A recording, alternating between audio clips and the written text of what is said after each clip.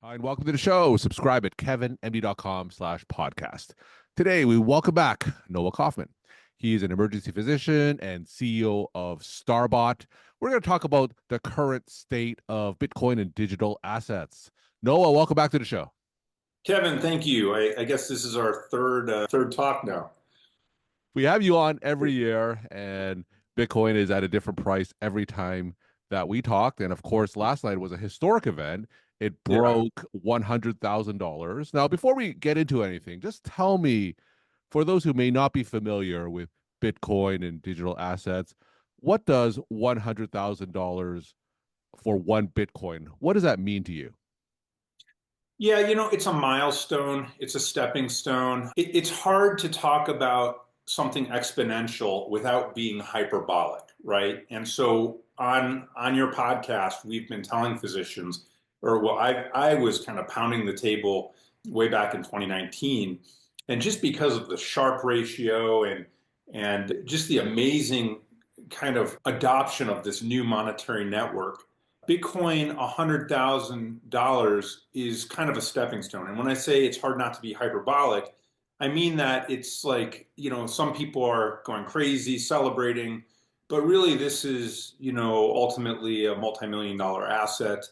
And, we're just getting started. So it's still extremely early. A very small amount of people own Bitcoin, understand what it is. And so, you know, believe it or not, I think $100,000 is not that big of a deal. I think it was expected. It was expected when we were, when I started buying it at hundreds of dollars. I expected $10,000 and then $100,000, and now I expect a million and several millions. And probably by, in the next 20 years, there's a good chance we get to $10 million in today's dollars.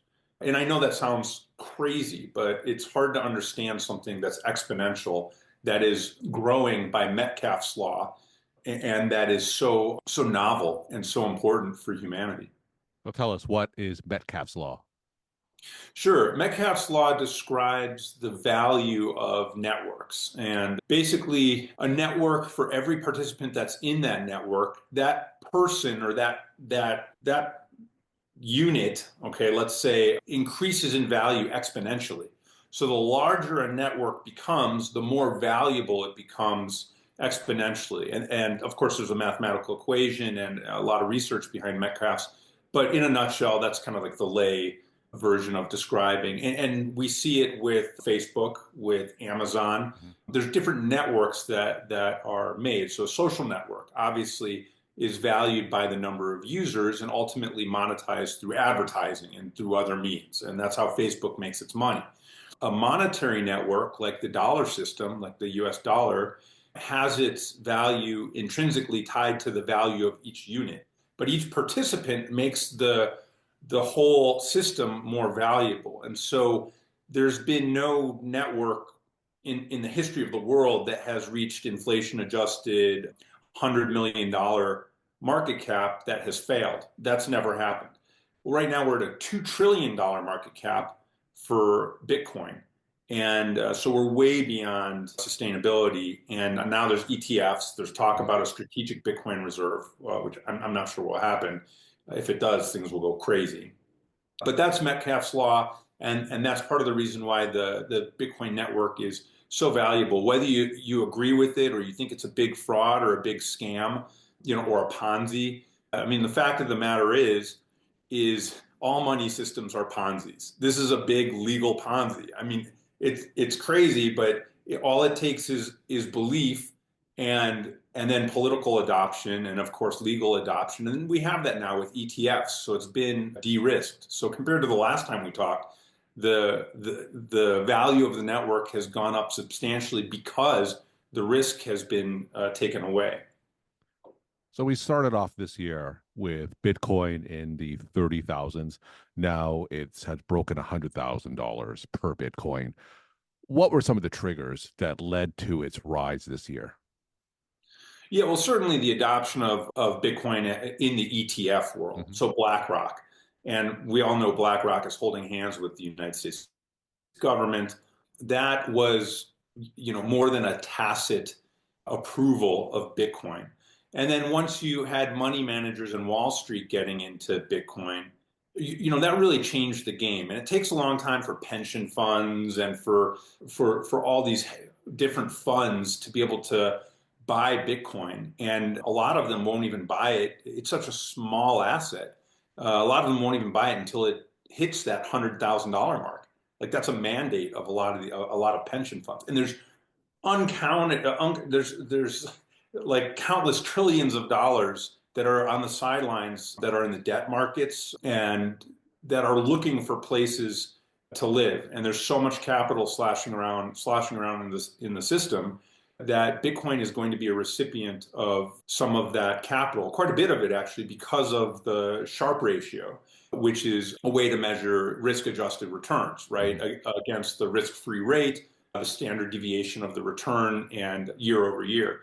Bitcoin has returned in the last 14 years 147% CAGR, compounded annual growth rate.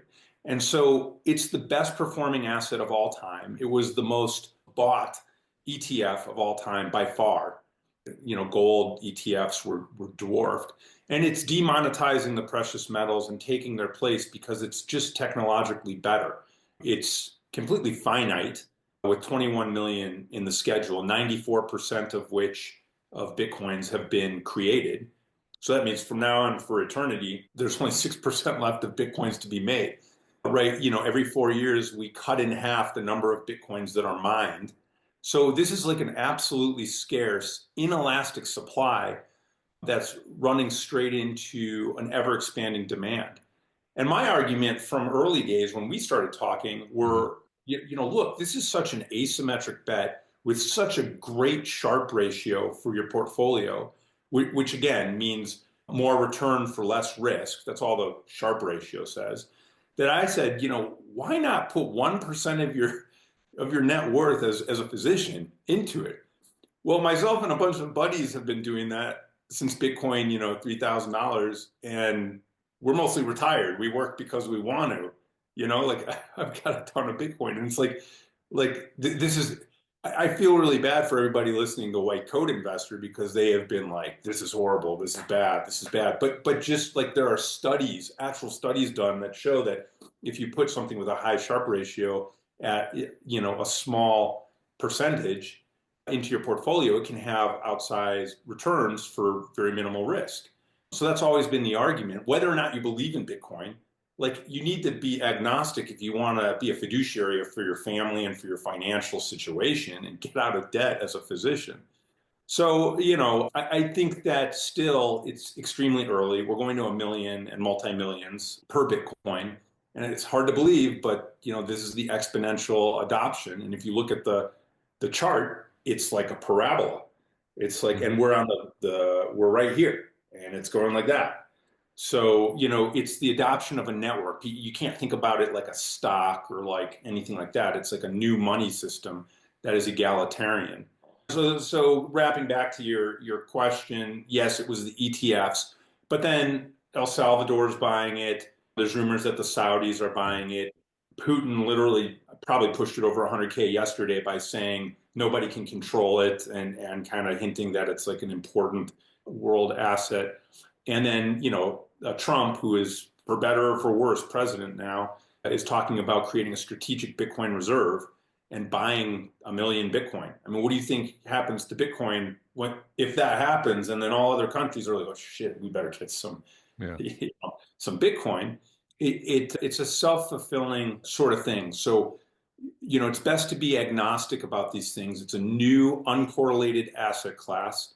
And sure, it's volatile. It's volatile and it's going straight up, versus fiat currency, the dollar system, which you buy and it loses value. If you have $1 million today, in 5 to 7 years, it's worth $500,000 in purchasing price. You need to do something. So we all try and invest. If you invest in the S&P, that suffers currency risk as well, and it suffers from inflation. So yeah, maybe you made 12% CAGR, but what did you really make after you account for inflation? I think we all feel it at the dinner table. So, it's like a Pascal's wager.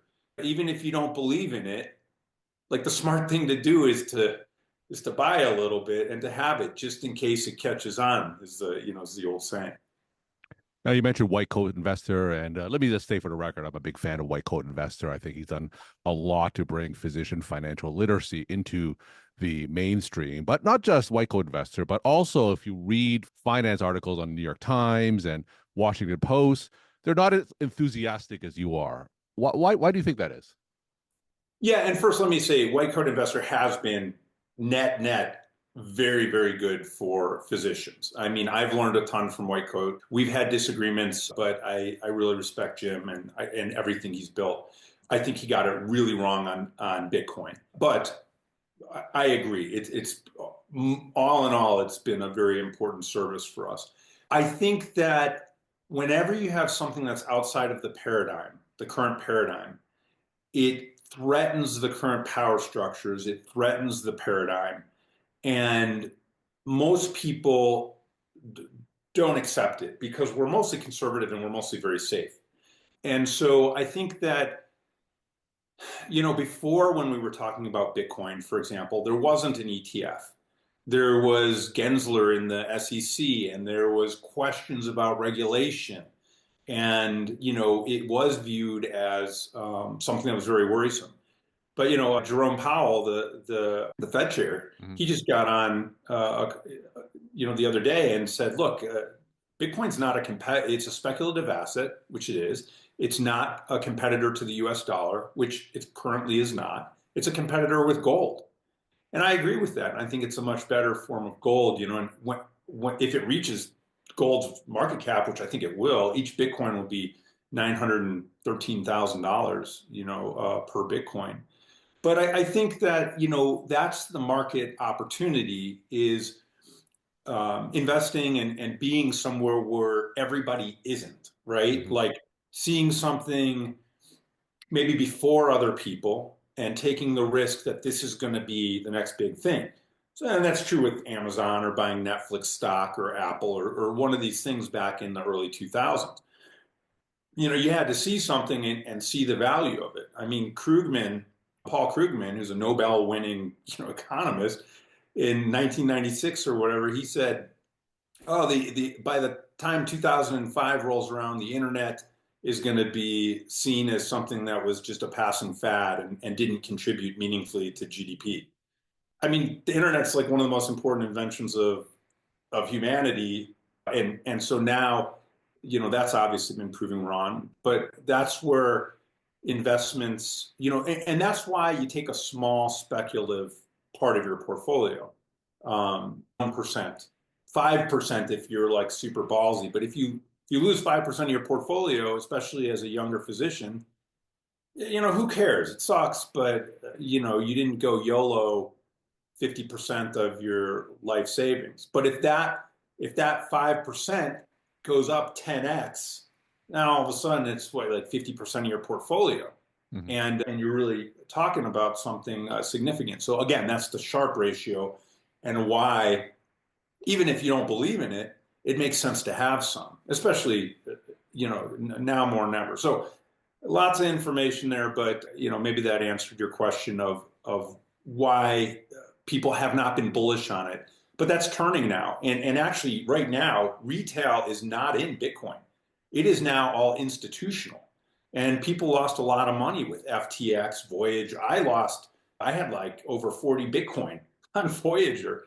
And so, I lost a ton of Bitcoin. Luckily I have much more and I've rebuilt my stack that, some of what I've lost. But, we suffered really great losses when a lot of these centralized custodians failed. And so, self-custody is really important with this asset. And I wouldn't even trust Coinbase sort of thing. Now, you said that retail more or less isn't in Bitcoin yet. Now that it's past 100,000, is it too late for physicians to take a speculative percentage of their net worth into Bitcoin? No, it's not too late. In fact, it's still very early. We are at Bitcoin goes through these mathematically defined cycles, and they're volatile. And you can expect 30% up and 20% down and 50% up and 10% down. and it's stair steps, and it goes up. There's always these big pullbacks. So we're over $100,000 now. It's going to be $70,000 in 3 weeks, and everybody's going to be like, "See, I told you, it's failing. It's a Ponzi," But then it's going to rip to $180,000 a coin. I mean, that's just how it works. And nation states are buying, and that's how it works because it's such an inelastic supply, and it's a source of liquidity for the world. If things go bad, if there's a black swan, Bitcoin's going to crash. It's going to crash hard. So I always have money set aside for, to smash buy it then. But it's still extremely early. If you look at like the number of, there's a lot of ways that we measure this, but Google searches for Bitcoin, mm-hmm. they're down compared to the previous cycle tops. They're down, they're way down. I think a lot of people got burned. They had Bitcoin, they had it in Celsius or, mm-hmm. BlockFi, FTX, and they got burned. I got burned, and I know self-custody is the way, and I still got burned. But so retail has been very slow to coming back. It's like a once bitten, twice shy thing. But I think it's like a rug pull from Wall Street, who really wanted an opportunity to get into it cheap. And so they've been taking positions over the last few years. Now it's ready. Now it's primed. And I wouldn't be surprised if they shoot it up to 500K a Bitcoin over the next year. It might not stay there for very long. And I have no idea what's going to happen. I don't have a crystal ball. Like I've got price targets, but, I've been wrong so many times, like don't listen to me, do your own research. So, I think that we're still very early based on previous cycle tops. And, Bitcoin has really shown a cyclicality, and it has shown that if you look at there's a beauty in the charts, and we think that there's a mathematical reason behind this, and it probably has to do with network adoption mechanisms. And so there's power laws. People are talking about stock versus flow, all these different things. But where we're at in the cycle is we're still very early. So most people think we have another 6 months of running. And are there going to be big pullbacks? Yes, probably. And then if you buy at the top, you're going to have to wait 4 more years to hit another top, that sort of thing. So when you buy Bitcoin, I wouldn't trade it. Bitcoin is something you buy, you never sell unless you have an emergency, or you just wait till it's a few $1 million a coin and then get out of debt, sell one of them. But there's only 21 million Bitcoin, of which like 4 million are lost. And then guys like me own a bunch of Bitcoin. So like there's even fewer. Mm-hmm. I mean, there's less and less Bitcoin on exchanges every day. So there's going to be a supply shock. If there's 21 million Bitcoin, let's say now there's like 15 million Bitcoin left, there's over 60 million millionaires in the world. So as this gains adoption, and when it truly becomes we haven't even experienced the steepest part of the adoption curve.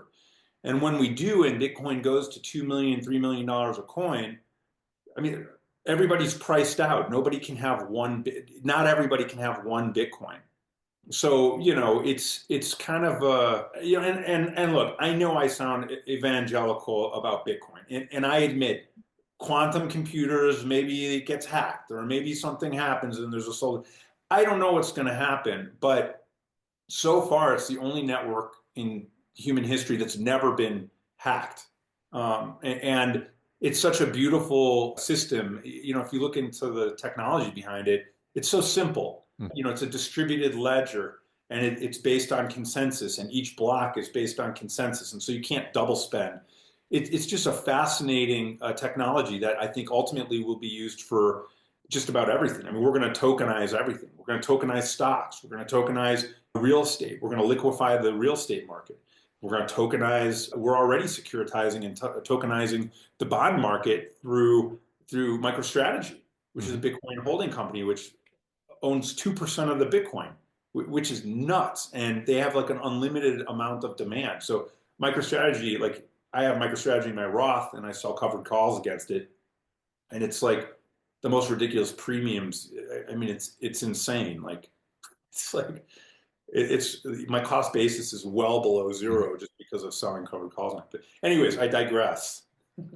So let's talk about Bitcoin on a balance sheet. Specifically, you mentioned, say, private practices and medical groups. potentially having Bitcoin on their balance sheet. So talk more about that, because I actually never heard of that potential before. Yeah, and I consult with groups on how to do this. There's entities you can set up. There's ways to do this. It's very, very interesting. But private practice groups can take a portion of their funds, and instead of, oftentimes in our groups we distribute 100% as bonuses or something along these lines. But imagine if you just started dispersing 50%. I'm just going to simplify this as much as possible. There's Yeah. legal, there's accounting, I do a whole, groups consult with me to tell them how to do, and hook them up with these companies that help. But imagine if you just, instead of taking distributions the way you do, just putting that into like a repository of Bitcoin to keep on the balance sheet. There's favorable accounting rules coming out for that have tax implications, and groups can win in multiple ways, even if the Bitcoin price doesn't do anything. And you could do this. I mean, you could do this with gold or Mhm. silver or equities, or and certainly groups have all kinds of profit sharing plans and cash value plans, and groups have looked at a lot of different ways to expand their bottom line, and Bitcoin is a very good way for a group, and sticking your toe in the water with like 5% of the disbursements is like, it's like a no-brainer. But entities can own Bitcoin and you can put it on the balance sheet. And for me, philosophically, when I used to I still practice medicine a little bit because I'm too young Mhm. to give it up. I mean, it's a really important skill, but I can tell you that I enjoy medicine so much more now that I don't really have to do it for money. Yeah. Like, we should all be in a, I don't think doctors should have to think about money. And I think that it used to be that way. Even when I started practice 20 years ago, it used to be, I mean, I used to feel very wealthy just from, I never like really thought about money. But I know, kids are coming out of residency these days with, I just talked to a husband and wife. He's opto and I think she's peds, but they have $900,000 in student loans at like Wow. 7% interest rate.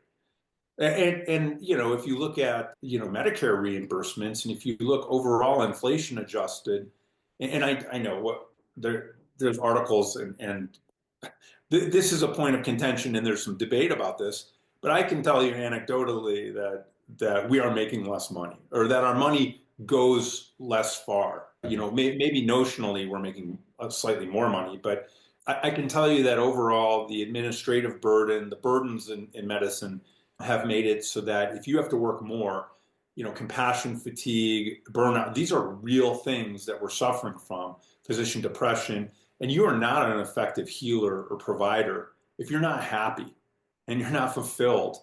And jumping through a gazillion hoops, the administrative bloat in medicine, I mean, this is a whole different topic, but it's Yeah. mind boggling. And, physician pay only makes up like 8% of the cost of healthcare. And we spend more per GDP than any other, first world nation, basically, and for worse outcomes. And so, this is a big problem. But I think that if physicians can have their financial house in order, and if they don't need to be worried about their finances, and if they can be out of debt, and they can work, and find a good work-life balance, I think that that's better for our patients. So I'm a strong advocate of Bitcoin and other financial literacy for physicians, just because it makes us better providers and it's Mhm. better for our patients. I mean, I want to go rock climbing. I want to ride my motorcycle around. Like I love medicine, but I don't want to practice it more than, 5 or 6 days a month, at this point in my career. So, and certainly the years when I was young, when I was doing like 19 shifts or 20 shifts to pay for the house and pay this, that, and the other thing, like those killed me, and all the nights and stuff, Mhm. like, and I mean, it depends on your specialty, I guess, but it is a grind. It's a marathon, and I think it's become harder and harder for young physicians to get ahead or see a light at the end of the tunnel. And a lot of times we're W-2 productivity slaves to the Yeah. system. So I think that's where Bitcoin and financial literacy come into play. We're talking to Noah Kaufman. He's an emergency physician and CEO of Starbot. We're talking about the current state of Bitcoin. Noah, as always, let's end with some take-home messages that you want to leave with the Kevin MD audience. Yeah, absolutely. I think the most important thing for physicians to understand is that Bitcoin is a Pascal's wager. If you don't believe in it, you hate it, it's the worst thing ever, it's a Ponzi. Um, Look, it still makes sense to put 1% of your portfolio up to 5% or whatever because it's an asymmetric risk. Because have you ever been wrong before? You've been wrong. We've Mm-hmm. all been wrong. And if it goes up to $2 million, $3 million a coin, it's going to really help your financial situation. Then sell it then. And if you put in 1% and you lose it, who cares? Okay, yeah, Noah's an idiot. We were all wrong. Like I take all of you take responsibility for your own financial situation. But it's like a no-brainer to have some. And now that it's been de-risked, I think it's been substantially de-risked. I think more and more countries are going to buy it. I don't know if we're going to get it on, our balance sheet for the United States, but pension funds are going to be accumulating, nation states, sovereign wealth funds. You should have some too. And I think physicians should have some. And I think it will ease the financial burdens and combat inflation. And so I highly recommend Bitcoin, but whether or not you believe in it, and I think that I've been proven right over the last 10 years of my involvement with it, but especially since being on your show, Kevin, and this is now our third conversation. And if it ever fails, I will come back on Mm-hmm. and we can do a postmortem. And we can say, okay, well, people lost 1% or 5% of their portfolio, and that sucks. And here's what happened. Quantum computers came and made it obsolete and it didn't work and they had to invent something else and everybody lost. So, it doesn't come without risk, but 1% is not a big deal. Like I would recommend everybody learn more about it. But, I appreciate the chance to come on here because I get bottles of wine from physicians who listen to me, and I think you listened to me Mm-hmm. 4 or 5 years ago when we started or whatever. And, people who have bought Bitcoin and who have held Bitcoin over the years are very happy. So I think we're still very, very early. And I think that's the message is that there's a long way to go. Noah, as always, thank you so much for sharing your perspective and insight. And thanks again for coming back on the show. Thanks, Kevin.